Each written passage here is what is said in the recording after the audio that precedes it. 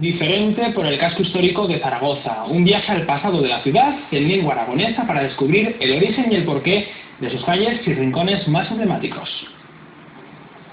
Recorren el centro de Zaragoza, pero con otros ojos.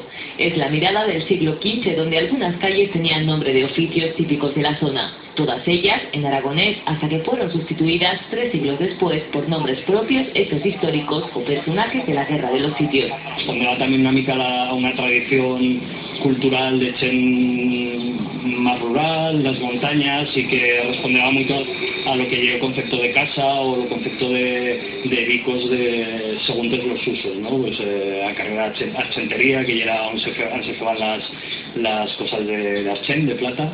Y aunque esta historia nos parezca muy lejana, todavía mantenemos sus orígenes. Valdefierro, Portillo, Utego son palabras que vienen del aragonés y que se trata una mica al uso, pero que encara pervive.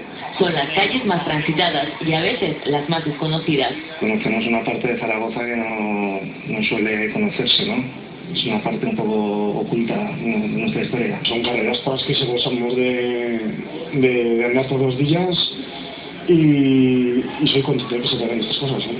Un callejero que ha cambiado de nombre, pero que hoy recuerda su pasado. Aquí ha costado la Plaza Santa Marta.